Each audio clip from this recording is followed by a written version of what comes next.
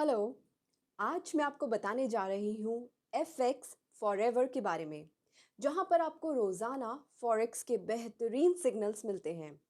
मतलब FX forever रोज़ाना हमें बताती है कि कब कौन सा पेयर बाय या फिर सेल करना है, जिससे रोज़ाना प्रॉफिट होता है। और साथ ही आपके फॉरेक्स के तमाम मसले भी सॉल्व किए जाते हैं। और जब भी आप ट्रेडिंग करते हैं तो आपको काफ़ी सारी प्राइजेस मिलती रहती हैं, जो कि 1.5 करोड़ रुपए तक की हैं। और हाँ, रमज़ान में जो भी डिपॉजिट करेगा उसको 30% डिपॉजिट बोनस मिलेगा। अब घर बैठकर पैसा कमाना हो गया है आसान, क्योंकि FX फॉरएवर रोज़ाना हमें बताएगी कि कब कौन सा पेयर बाय या सेल करना है। आप FX फॉरएवर का यूट्यूब चैनल भी सब्सक्राइब कर सकते हैं, जहां बहुत सारे फॉरेक्स ट्रेनिंग की वीडियोस मौजूद हैं। तो रोज़ाना सिग्नल एंड बेहतरीन कस्टमर केयर सपोर्ट के लिए अभी इस व्हाट्सएप पर राब्ता करें।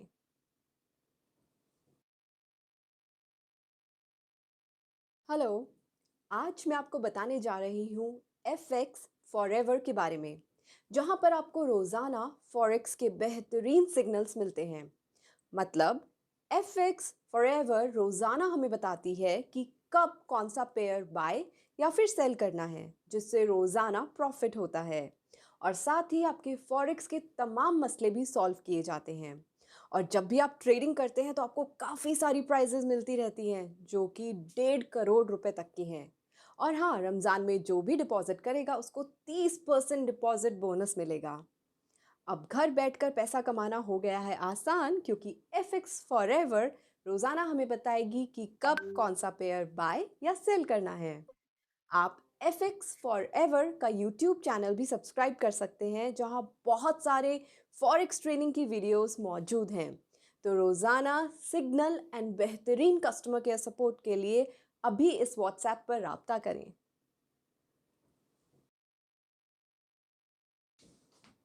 हेलो। आज मैं आपको बताने जा रही हूँ FX फॉरएवर के बारे में, जहां पर आपको रोज़ाना फॉरेक्स के बेहतरीन सिग्नल्स मिलते हैं। मतलब FX फॉरएवर रोज़ाना हमें बताती है कि कब कौन सा पेयर बाय या फिर सेल करना है, जिससे रोज़ाना प्रॉफिट होता है। और साथ ही आपके फॉरेक्स के तमाम मसले भी सॉल्व किए जाते हैं। और जब भी आप ट्रेडिंग करते हैं तो आपको काफ़ी सारी प्राइजेस मिलती रहती हैं, जो कि 1.5 करोड़ रुपए तक की हैं। और हाँ, रमज़ान में जो भी डिपॉजिट करेगा उसको 30% डिपॉजिट बोनस मिलेगा। अब घर बैठकर पैसा कमाना हो गया है आसान, क्योंकि FX फॉरएवर रोज़ाना हमें बताएगी कि कब कौन सा पेयर बाय या सेल करना है। आप FX फॉरएवर का यूट्यूब चैनल भी सब्सक्राइब कर सकते हैं, जहां बहुत सारे वेबिनार कब फॉरेक्स स्टार्ट ट्रेनिंग होगा? की वीडियोस मौजूद हैं। तो रोज़ाना सिग्नल एंड बेहतरीन कस्टमर केयर सपोर्ट के लिए अभी इस व्हाट्सएप पर राब्ता करें।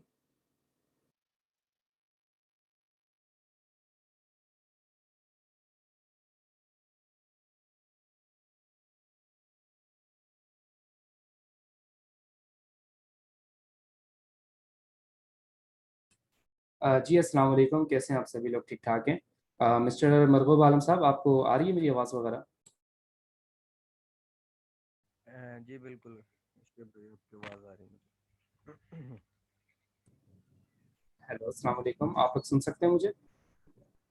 जी वालेकुम सलाम जी। मेरी आवाज़ आ रही है आपको? जी बिल्कुल बिल्कुल आ रही है। कैसे हैं आप सभी लोग? ठीक ठाक हैं? जी मरगूब भाई, आ रही है आपकी आवाज़? अल्हम्दुलिल्लाह, आपको आवाज आ रही है? जी शहीद साहब, आप लोगों की आवाज़ आ रही है। बस आप लोगों से एक रिक्वेस्ट है कि आप लोग सारे अपने अपने माइक को जो है म्यूट रख लें।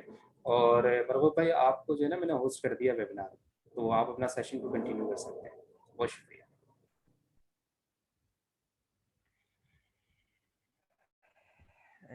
जी सबसे पहले अस्सलाम वालेकुम सब दोस्तों को, क्या हाल चाल है? आई होप कि आप लोग सब खैर खैरियत से होंगे। मेरी दुआएं हैं कि बाबरकत महीने में अल्लाह पाक आप पर अपनी रहमत नाज़िल फरमाए। नीक मंथ होने की वजह से आप एक दफ़ा सब दोस्त जो हैं दरूद शरीफ पढ़ लें, ताकि आज का जो लेक्चर है वो आपके लिए, मेरे लिए और सब सुनने वालों के लिए फ़ायदेमंद हो सके।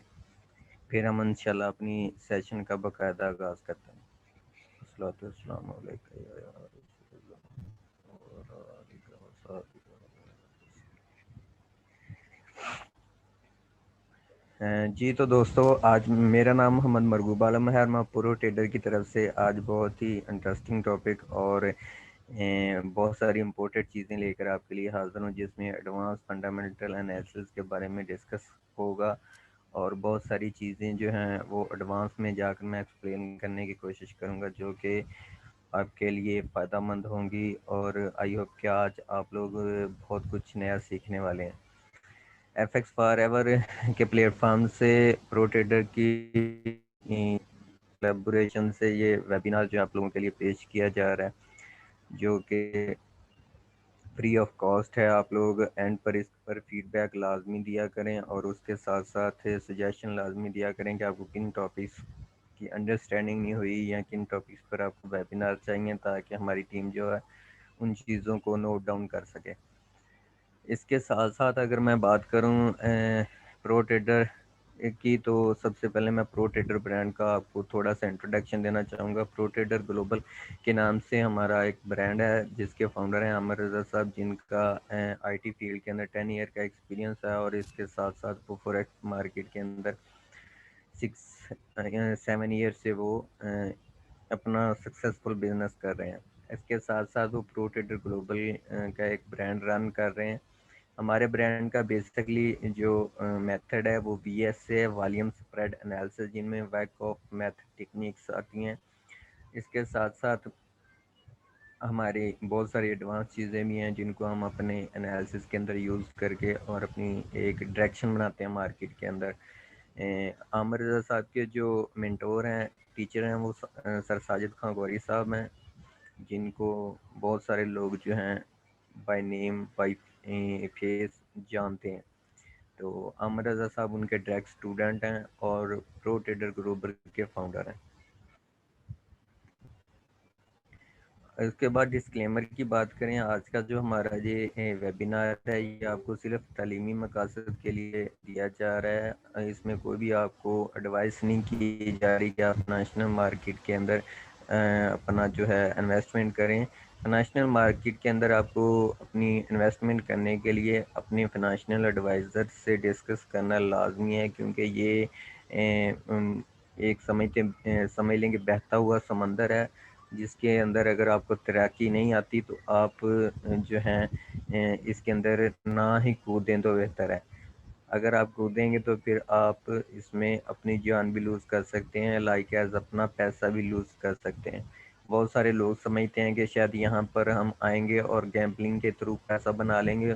कुछ लोग बना लेकिन जिस तरह वो बनाते हैं उसी तरह उनका पैसा डूब भी जाता है। ये बिल्कुल एक बिजनेस प्लेस है, ये कोई गैम्बलिंग प्लेस नहीं है। यहाँ ये एक पूरी फील्ड है, पूरा बिजनेस है, जिसको अंडरस्टैंड करने के लिए बंदे के पास पूरा नॉलेज होना चाहिए।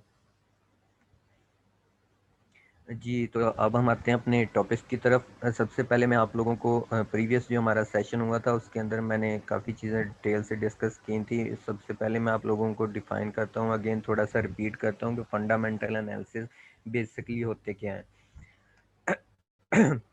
फंडामेंटल एनालिसिस जो होते हैं वो किसी भी कंट्री की जो इकॉनमी होती है उसको रीड आउट किया जाता है और उसकी बेस के ऊपर चीज़ों को अंडरस्टैंड किया जाता है कि ये इकॉनमी जो है स्ट्रॉन्ग होगी या वीक होगी। अब उसके अंदर बहुत सारी चीज़ें आ जाती हैं, लाइक एज जैसे समझ लें कि एक दरख्त लगा होता है और दरख्त की बहुत सारी शाखें होती हैं, हर शाख के ऊपर पत्ते भी होते हैं और फल भी लगता है। इसी तरह से फंडामेंटल एनालिसिस हैं, इनको समझने के लिए आपको बहुत अगर चीज़ों को आपको समझना आता होगा, अंडरस्टैंडिंग होगी, तो आप फंडामेंटल एनालिसिस जो हैं वो बेहतर तरीके से अंडरस्टैंड कर सकते हैं। फंडामेंटल एनालिसिस की जो बेसिक चीज़ें होती हैं वो मॉनेटरी पॉलिसी होती है, फिजिकल पॉलिसीज़ होती हैं। मॉनेटरी पॉलिसी स्टेट बैंक की होती है और फिजिकल पॉलिसी जो मौजूदा गवर्नमेंट होती है उसकी पॉलिसीज़ होती हैं। अब उसके आगे बहुत सारी शाखें निकलती हैं कि जो जीडीपी रेट है वो किस तरह से कैलकुलेट किया जाता है, उसको उसका इन्हिसार किस पर होता है, फिजिकल पॉलिसी पर होता है या मॉनेटरी पॉलिसी पर होता है। बैंक का इंटरेस्ट रेट होता है, उसके साथ इन्फ्लेशन होती है, उसके बाद अनएम्प्लॉयमेंट्स होती हैं, उनका इन्हिसार मॉनेटरी पॉलिसी से होता है या फिजिकल पॉलिसी से होता है। उसके बाद इन्फ्लेशन आगे होती है, इन्फ्लेशन को कैलकुलेट करने के लिए कौन सा टूल यूज़ किया जाता है, इंटरेस्ट रेट को कैलकुलेट करने के लिए कौन से टूल्स यूज़ किए जा सकते हैं, उनको किस तरह से मैनेज किया जाता है। अगर फिजिकल पॉलिसी जीडीपी रेट की बात करें तो प्रोडक्शन जो है वो किस तरह से नोट डाउन की जाती है, उसके बाद सर्विसेज किस तरह से काउंट की जाती हैं। उसके साथ साथ आपकी जो एम्प्लॉयमेंट है, अनएम्प्लॉयमेंट का फिजिकल पॉलिसीज़ के साथ क्या ताल्लुक होता है। तो ये सारी चीज़ें समझ लें कि वो एक दरख्त की शाखें हैं जिनका मैं शाखों के नाम बताए हैं आपको, जो कि एंड पर जाकर इन सारी शाखों के बारे में आपको अगर नॉलेज होगा तो आपको पता होगा कि किस शाख पर कौन सा फल लगना है और उसकी के जो समझ लें कि कितनी मकदार लगनी है। तो ये फंडामेंटल को अंडरस्टैंड करने के लिए ये सारी चीज़ें अंडरस्टैंड करना आप लोगों के लिए बहुत ज़्यादा ज़रूरी है। अगर आप लोगों को ये सारी चीज़ें अंडरस्टैंडिंग नहीं है तो आपको इस पर रिसर्च करनी चाहिए। बेसिकली जितने भी प्रोफेशनल ट्रेडर्स हैं वो फंडामेंटल एनालिसिस को ज़रा थोड़ा-सा बोर टॉपिक कह लें या ड्राई टॉपिक कह लें, खुश्क टॉपिक कहते हैं, लेकिन ये एक बहुत डीपली टॉपिक है। अगर आप लोगों को इसके अंदर अंडरस्टैंडिंग नहीं है तो बाज़ दफ़ा मार्केट के अंदर लॉसेस हो जाते हैं, ट्रैप अप मूव्स हो जाती हैं। ट्रेडर समझते हैं कि पता नहीं क्या एक्टिविटीज़ हुई है कि मैं मेरे टेक्निकली तो सपोर्ट कर रहा था लेकिन मेरा एसएल हैंड क्यों हो गया है। तो वो सारा जो बैक सीन पर हो रहा होता है वो सारा फंडामेंटल और सेंटीमेंट होता है। इसी तरह से जिस तरह से फंडामेंटल की एक पूरा दरख्त होता है, उसकी शाखें होती हैं, इसी तरह से एक फील्ड है सेंटीमेंट की। वो भी एक पूरा एक अलहदा से फील्ड है, उस पर भी इंशाल्लाह वेबिनार होंगे, बेसिक से होंगे, एडवांस से होंगे, सारे होंगे। इंशाल्लाह आए इस प्लेटफॉर्म से जुड़े रहेंगे तो आप लोगों को फ्री ऑफ कॉस्ट सारे जो टॉपिक्स हैं वो मिलते रहेंगे। तो हम अपना टॉपिक्स जो है उसको कंटिन्यू करते हैं। फंडामेंटल एनालिसिस की मैं बात कर रहा था। फंडामेंटल एनालिसिस को समझने के लिए बेसिक जो समझ लें कि ज़्यादा डीपली एडवांस में अब नहीं जाते, बेसिकली चीज़ें हम डिस्कस कर लेते हैं। थोड़ा सा मैं रिव्यू कर देता हूँ जो प्रीवियस क्लास में हो चुका है, ताकि आप लोगों को आज की जो क्लास है उसकी भी समझ आ सके, चीज़ें अलाइंस हो सकें आपस में। प्रीवियस जो क्लास सेशन था हमारा उसके अंदर मैंने फंडामेंटल एनालिसिस के लिए टूल्स जो मेन पिलर रूल्स समझ लें या मेन पिलर्स कह लें, मैंने दो डिफाइन किए थे, एक मॉनेटरी पॉलिसी और फिजिकल पॉलिसी। मॉनेटरी पॉलिसी जो होती है वो हमेशा स्टेट बैंक की होती है, ठीक है, और उसके अंदर मॉनेटरी पॉलिसीज़ के अंदर क्या चल रहा होता है, वहाँ पर बैंक के इंटरेस्ट रेट को देखा जाता है कि कंट्री के अंदर इन्फ्लेशन के थ्रू जो पैसा है उसकी सर्कुलेशन, डिमांड एंड सप्लाई क्या चल रही है, उसको कंट्रोल करने के लिए बैंक के पास टूल होता है इंटरेस्ट रेट का, जो कि बैंक इसको यूज़ करती है और जो मनी होती है, पैसा होता है, उसकी डिमांड एंड सप्लाई को कंट्रोल किया जाता है। इसके साथ जो अभी अगर सेकंड चीज़ इसमें अलाइंस करें तो इनके साथ इन्फ्लेशन होती है। इन्फ्लेशन को कैलकुलेट करने के लिए जो स्टेट बैंक के पास डिफरेंट टूल्स होते हैं, जिनमें से एक टूल आज मैं आपको पढ़ाऊँगा भी, जिसको सीपीआई कहते हैं, कंज्यूमर प्राइस इंडेक्स, जिससे कैलकुलेट किया जाता है कि मार्केट के अंदर जो है वो प्राइस इन्फ्लेशन जो है वो इंक्रीज़ हो रही है या डिक्रीज़ हो रही है। उसके बाद अगर थर्ड चीज़ की बात करें तो अनएम्प्लॉयमेंट्स की बात होती है मॉनेटरी पॉलिसीज़ के अंदर के अनएम्प्लॉयमेंट इंक्रीज़ हुई है, डिक्रीज़ हुई है किसी भी कंट्री के अंदर, वहाँ पर रोज़गार जो है, बेरोज़गारी जो है वो इंक्रीज़ हुई है या डिक्रीज़ हुई है। तो ये तीन टॉपिक्स होते हैं, मेन टॉपिक्स होते हैं मॉनेटरी पॉलिसीज़ के, जिन पर डिस्कशन हो रही होती है। इसके साथ सेकंड जो चीज़ आ जाती है वो आ जाती है फिजिकल पॉलिसी।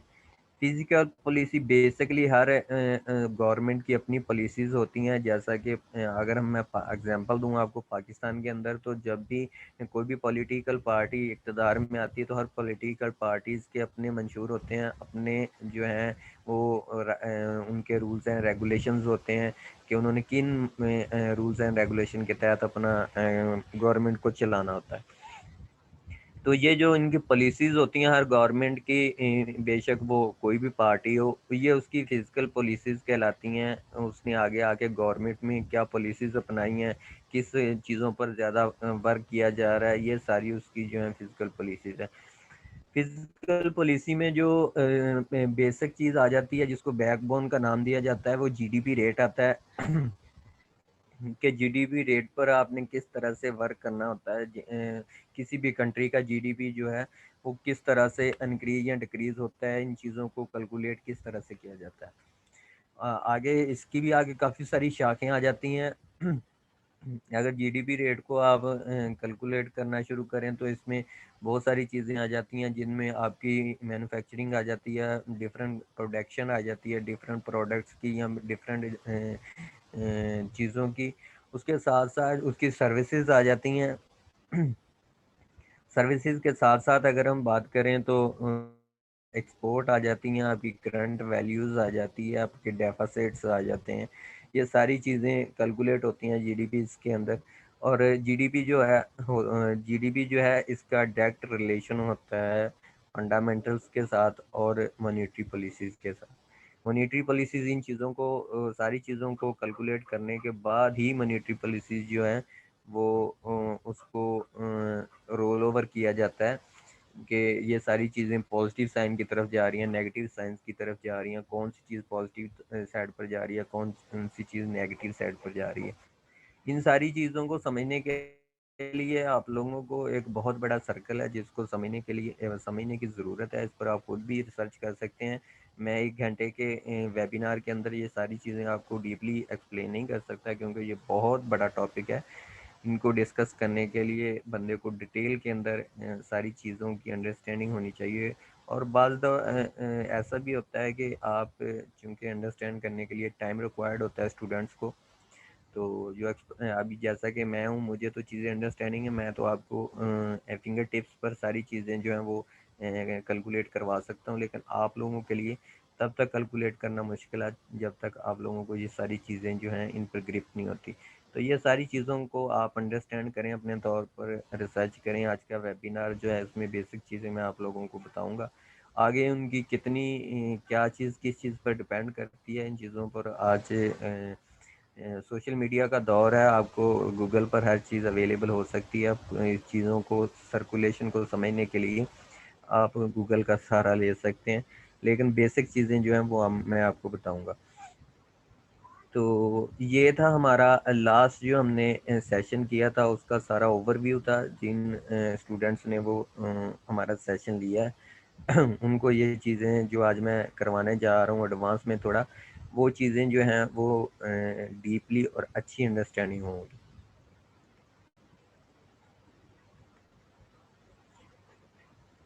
जी, इसके साथ ही अगर अब हम अपना शुरू करते हैं, आज के जो हमारे टॉपिक्स हैं जिनको हम डिस्कस करेंगे। सबसे पहले हम अनएम्प्लॉयमेंट्स को डिस्कस करेंगे कि बेरोज़गारी क्या चीज़ होती है और किसी भी कंट्री के अंदर इसकी जो समझ लें कि इन्वॉल्वमेंट है वो क्या होती है। उसके बाद रिटेल सेल्स की बात करेंगे कि रिटेल सेल्स क्या चीज़ होती है और किस तरह से कैलकुलेट किया जाता है इसको, और इसका जो कंट्रीब्यूशन है वो क्या होता है इकॉनमी के अंदर। उसके बाद हमारे पास इंडस्ट्रियल प्रोडक्शन की बात होगी कि इंडस्ट्री जो है उसकी प्रोडक्शन किस तरह से होती है और इन सारी चीज़ों को कैलकुलेट किस तरह से किया जाता है। उसके बाद कंज्यूमर प्राइस इंडेक्स की बात होगी, जिसका मैंने ऑलरेडी आपको बताया था, सीपीआई, प्राइस कंज्यूमर इंडेक्स। इसकी बात मैं करूँगा, इसको डिटेल से एक्सप्लेन करने की कोशिश करूँगा ताकि ईजी अल्फाज के अंदर, ताकि आप लोगों को इसकी अंडरस्टैंडिंग हो सके। उसके बाद एंड पर मैं आपको थोड़ी सी टिप्स देने की कोशिश करूँगा, ताकि आप लोग जो हैं फंडामेंटल्स को अगर आप लोगों ने रीड आउट करना है तो आप किस तरह से रीड आउट करेंगे। तो सबसे पहले मैं आपको इन सारी चीज़ों का एक ओवरव्यू देता चलूँ, उसके बाद इंशाल्लाह फिर हम इसको डिटेल में डिस्कस करेंगे। सबसे पहले हम करते हैं जी बात अनएम्प्लॉयमेंट की। जैसा कि आप लोग माशाल्लाह सारे समझदार हैं। आप फाइनेंशियल मार्केट को अगर रीड आउट करना चाह रहे हैं तो इससे बेहतर आपके लिए क्या हो सकता है कि आप इन सारी चीज़ों को बेसिकली समझते होंगे तो ही आप यहाँ तक आए हैं। अनएम्प्लॉयमेंट्स की अगर मैं सबसे पहले बात करूँ तो अनएम्प्लॉयमेंट जो होता है वो किसी भी कंट्री की बेरोज़गारी होती है कि उस कंट्री की बेरोज़गारी कितनी इंक्रीज़ हो रही है, वहाँ पर रोज़गार के मौके कितने हैं। अगर रोज़गार के मौके हैं तो उनको वो किस मतलब समझ लें कि किस नेचर के हैं। उसके साथ सेकंड चीज़ अगर हम बात करें उसके साथ बात करें तो ऑरली अर्निंग उनकी क्या चल रही है, आउटपुट क्या चल रहा है।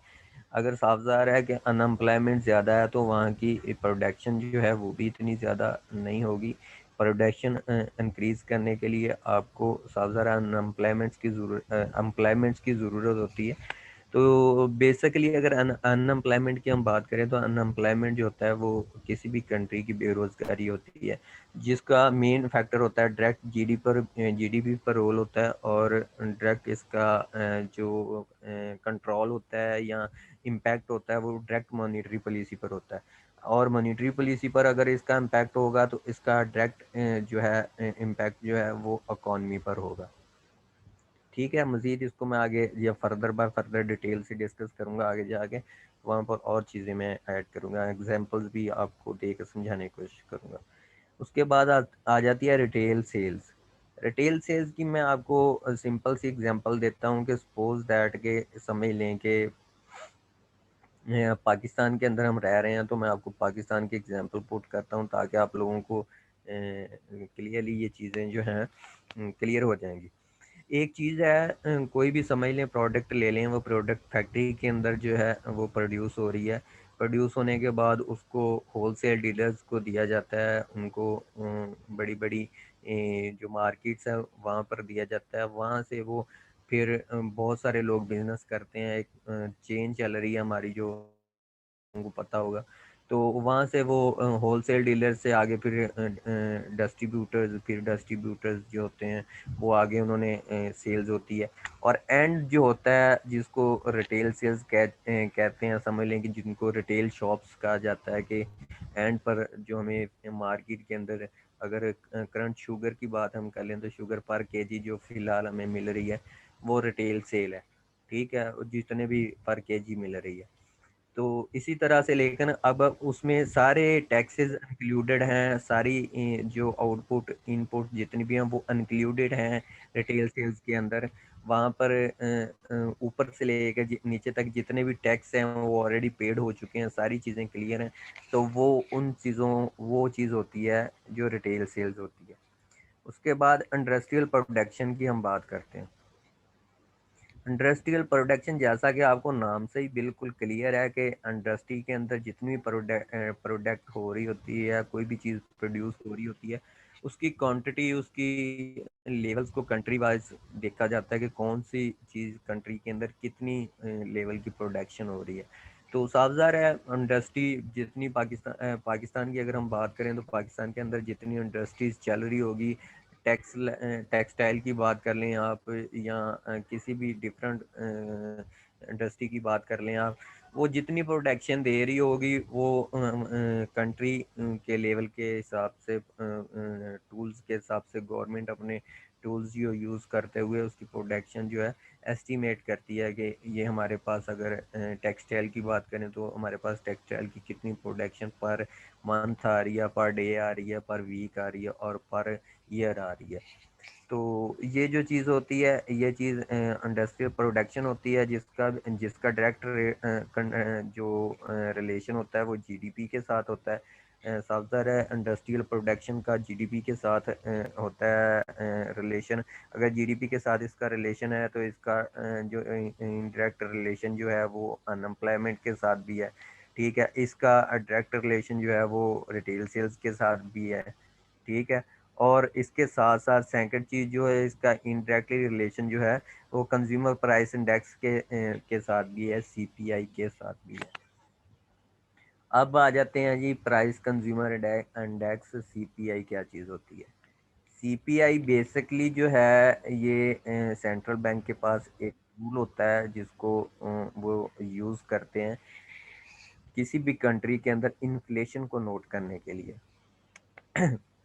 किसी भी कंट्री के अंदर इन्फ्लेशन को नोट करने के लिए स्टेट बैंक के पास एक टूल होता है जिसको सीपीआई का नाम दिया जाता है, कंज्यूमर प्राइस इंडेक्स।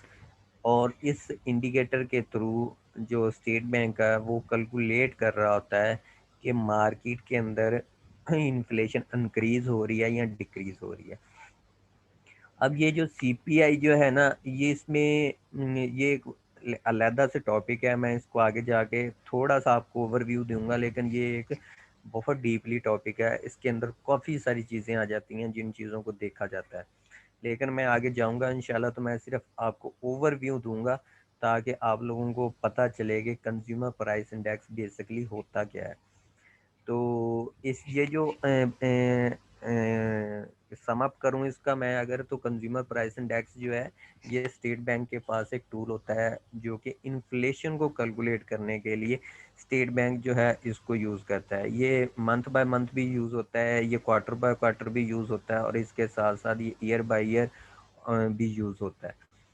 तो उसके बाद ये लास्ट हमारा टॉपिक जो है ये टिप्स ऑफ ट्रेडिंग, ये तो एक जनरल टॉपिक है एक्सपीरियंस बेस पर। तो ये मैं आप लोगों को एंड पर जाकर इस पर थोड़ा सा गाइड करूँगा। अभी हम अपना मैंने ओवरव्यू आपके आज के हमारा जो लेक्चर है उसका ओवरव्यू मैंने आपको दे दिया। अब इंशाल्लाह हम इसको डिटेल में डिस्कस करने की कोशिश करते हैं, और साथ में मैं आप लोगों को एग्जांपल्स भी दूंगा ताकि आप लोग जो है इनको अच्छी तरह से अंडरस्टैंड कर सकें।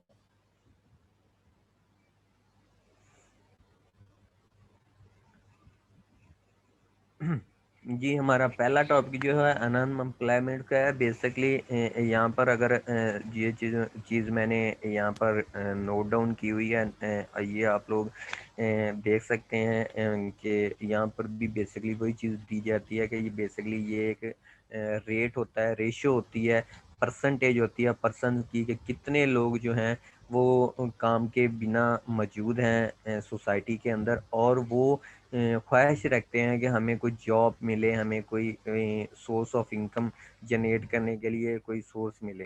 तो ये एक मेजरमेंट्स होती हैं जो कि ऑलरेडी स्टेट बैंक जो है उसको प्रोवाइड की जाती हैं डिफरेंट वेज के साथ, जिसके अंदर स्टेट बैंक जो है वो अपने टूल्स भी यूज़ करता है। और यहाँ पर जो मेन चीज़ होती है फिजिकल पॉलिसी होती है किसी भी गवर्नमेंट की, कि उनकी फिजिकल पॉलिसीज़ के अंदर क्या चीज़ जो है उसको समझ लेके क्या इम्पैक्ट दे रही है। ये सारी चीज़ें बेसिकली अगर हम बात करें तो इन सारी चीज़ों की अगर हम बात करें तो पाकिस्तान के अंदर रहते हुए मैं आप लोगों को एग्जांपल देता हूँ कि जैसा कि पाकिस्तान के अंदर इंडस्ट्री जो है वो बिल्कुल इलेक्ट्रिसिटी का ये प्रॉब्लम आया, क्राइसिस आया पाकिस्तान के अंदर, जिसकी वजह से इंडस्ट्री जितनी भी थी वो पाकिस्तान से मूव हो गई, डिफरेंट कंट्रीज़ में चली गई, कुछ इंडिया में चली गई, कुछ बांग्लादेश में चली गई, कुछ एशिया के डिफरेंट कंट्रीज़ के अंदर चली गई। तो पाकिस्तान जो है वो बेसिकली क्राइसिस के अंदर चला गया इलेक्ट्रिसिटी की वजह से, और यहाँ पर बहुत सारी बेरोज़गारी आई। ये बेरोज़गारी की वजह से पाकिस्तान की जो ग्रोथ है वो बिल्कुल भी जो है वो नहीं हो सकी, जीडीपी इतना इम्प्रूव नहीं हुआ। उसके बाद सेकंड चीज़ जो हमारी आती है, इसको अगर हम डिस्कस करते हैं तो यहाँ पर बेरोज़गारी ज़्यादा थी, लोगों के पास सोर्स ऑफ इनकम कम था, लोगों की स्पेंडिंग ज़्यादा थी, इसकी वजह से इन्फ्लेशन इंक्रीज़ हुई और आज तक इन्फ्लेशन इंक्रीज़ हो रही है अभी। और ये इन्फ्लेशन इंक्रीज ही होनी है जब तक ये अनएम्प्लॉयमेंट का इशू जो है ये सॉल्व नहीं होता। ये किसी भी कंट्री के अंदर सर्कल सेम ही होता है समझने के लिए, ठीक है। अब ये अगर पाकिस्तान की मैं बात कर रहा हूँ तो इसका मतलब ये नहीं है कि मैं सिर्फ पाकिस्तान की ही बात कर रहा हूँ। ऑल ओवर वर्ल्ड आप किसी भी कंट्री की इकॉनमी को जब उठाएंगे तो ये सारी चीज़ें बेस होंगी, इन चीज़ों को आप रीड आउट करेंगे, आप लोगों को क्लियरली पता चल जाएगा कि जो करेंसी की डायरेक्शन है, इस कंट्री की डायरेक्शन किस साइड पर जाने वाली है। तो कंटिन्यू करते हैं अपना। पाकिस्तान के अंदर मैं बात कर रहा था कि पाकिस्तान के अंदर बेरोज़गारी ज़्यादा होने की वजह से इन्फ्लेशन जो है इंक्रीज़ होगी, लोगों के पास सोर्स ऑफ इनकम था नहीं, अभी भी कम है लोगों के पास सोर्स ऑफ इनकम। और जो स्पेंडिंग है वो हर घर की ज़रूरियात अशिया जो हैं वो चूँकि महंगी होने की वजह से सारी चीज़ें जो हैं वो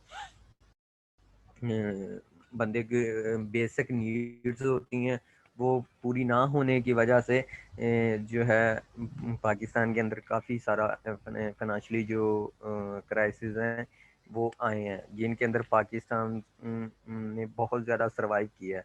अभी हम देखें तो करंट पोजीशन के अंदर पाकिस्तान के अंदर इलेक्ट्रिसिटी की कंडीशन बहाल हुई है, इंडस्ट्री दोबारा से पाकिस्तान में इन हो रही है, और इसके साथ साथ बहुत सारी टेक्सटाइल की इंडस्ट्री टोटली तौर पर रन आउट हो गई है, जिसकी वजह से लोगों के अंदर एक एम्प्लॉयमेंट इंक्रीज हो रही है, अनएम्प्लॉयमेंट डिक्रीज हो रही है, लोगों के पास सोर्स ऑफ इनकम जनरेट्स हो रहे हैं। इसके साथ छोटे छोटे बिजनेस लोग जो हैं उन्होंने अपने स्टार्ट करना शुरू कर दिए हैं, और ये चीज़ें जो हैं ये फ्यूचर के अंदर हमारी इकॉनमी में, हमारी जीडीपी के अंदर, हमारी इंपोर्ट एक्सपोर्ट के अंदर मेन बेसिक रोल्स अदा करेंगी।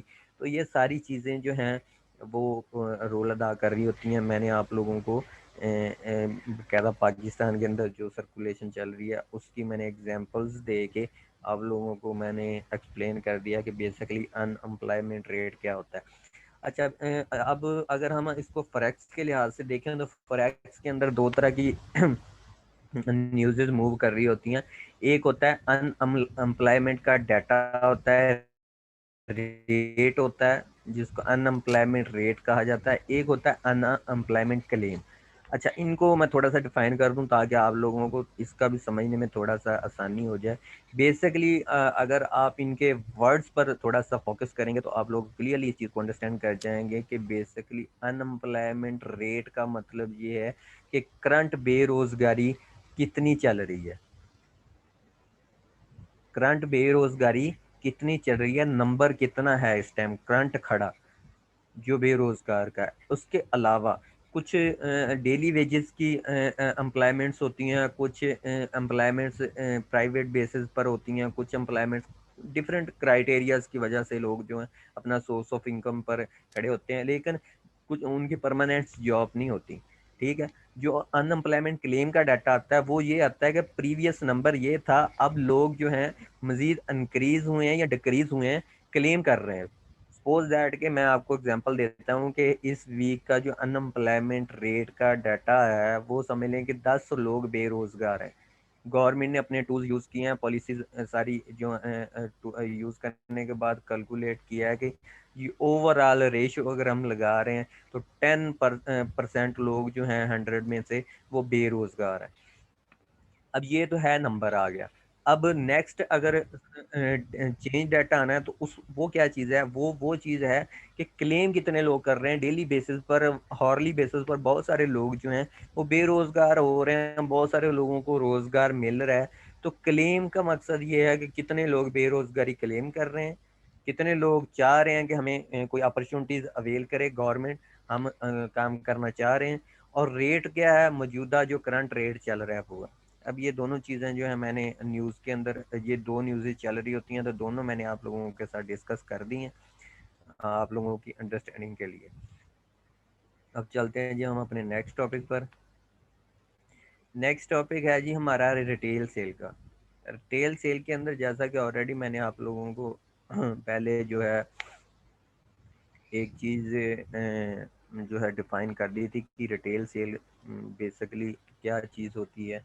रिटेल सेल का मतलब वो होता है कि जो आपको नॉर्मली मार्केट से कुछ चीज़ गुड्स कोई सर्विसेज मिल रही हैं तो उनके अंदर जितने भी समझ लें कि टैक्सेस होते हैं या जितने भी कैलकुलेशंस होती हैं, सेल टैक्स होता है, मज़ीद जितने भी टैक्सेस होते हैं या उसकी प्रोडक्शन की मैन्युफैक्चरिंग कॉस्ट होती है प्रोडक्ट की, या उसकी ट्रैवलिंग कॉस्ट होती है, या उसकी सप्लाई कॉस्ट होती है, जितनी भी कॉस्टेज होती हैं वो सारी इंक्लूडेड होने के बाद जो रिटेल सेल आपको एक चीज़ मिलती है उस चीज़ को रिटेल सेल का नाम दिया जाता है। जिसके एग्जांपल मैंने ऑलरेडी आपको पुट किया, मैं अगेन पुट कर देता हूँ कि पाकिस्तान के अंदर समझ लें कि शुगर जो है वो किसी फैक्ट्री के अंदर क्रशिंग के बाद आपको मिलती है, प्रोसेसिंग के बाद गवर्नमेंट जो है उसको करती है, करने के बाद उसको मेन निकाला जाता है अपने डिस्ट्रीब्यूटर्स के पास, डिस्ट्रीब्यूटर निकालते हैं अपने जो है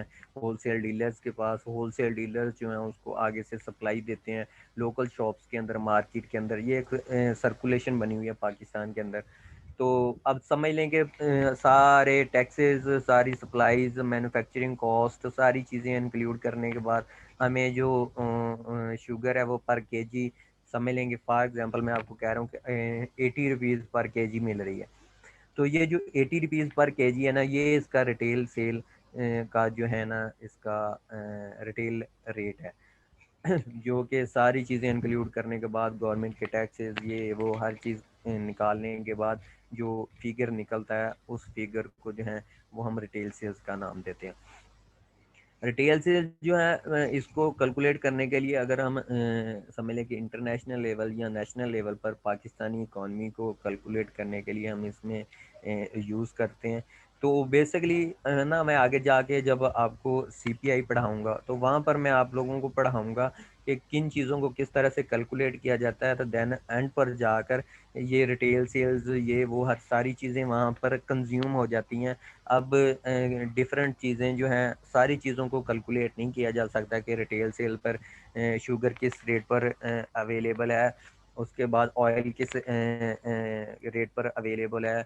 इसके अलावा थाउजेंड ऑफ प्रोडक्ट्स हैं जो गुड्स हैं जो कि हमारी बेसिक नीड्स हैं, उनको कैलकुलेट नहीं किया जा सकता। तो उसके लिए एक फार्मूला होता है जो कि कंज्यूमर प्राइस इंडेक्स के अंदर यूज़ किया जाता है। वो मैं आगे जाके आप लोगों को जब उस कैलकुलेट करने की थोड़ी सी उसको समझाने की कोशिश करूँगा तो आप लोगों की अंडरस्टैंडिंग जो है मज़ीद बेहतर हो जाएगी। तो आई होप कि आप लोगों को रिटेल सेल्स के अंदर जो है बेसिकली पता चला होगा कि रिटेल सेल्स क्या होती हैं। तो यहाँ पर मैं एक थोड़ा सा आप लोगों को इससे हटके एक चीज़ बताता चलूँ कि हमारा सेशन जो है वो एंड होने वाला है, लास्ट मिनट चल रहा है। तो हमारा जो ही सेशन एंड हो तो आपने काइंडली दोबारा उसी लिंक पर क्लिक करना है और आप दोबारा क्लास में आ जाएंगे और हम फिर इंशाल्लाह जहाँ से अपना लेक्चर हमारा ड्रॉप होगा वहीं से दोबारा कंटिन्यू करेंगे। अच्छा, तो आए हम अपना लेक्चर कंटिन्यू करते हैं। यहाँ पर रिटेल सेल की बात हो रही थी। रिटेल सेल जो है इसको मैंने जैसा कि रैंडमली आपको हर चीज़ें जो हैं एक्सप्लेन कर दी कि कोई भी चीज़ जो है उसको मैंने सिंपल एग्जांपल में ये सारी चीज़ें जो लिखी हैं ये सारी इंग्लिश में यही चीज़ें लिखी हुई हैं जो मैंने आप लोगों को समझा दी हैं, एक्सप्लेन कर दी हैं और मैंने जो आप लोगों को बताया वो समझ लेंगे एक शॉर्टकट और एक खुलासा बता दिया है, एक सम अप बता दिया है कि रिटेल सेल बेसिकली होती क्या है। तो ये सारी चीज़ें इनको आगे डिफाइन किया हुआ है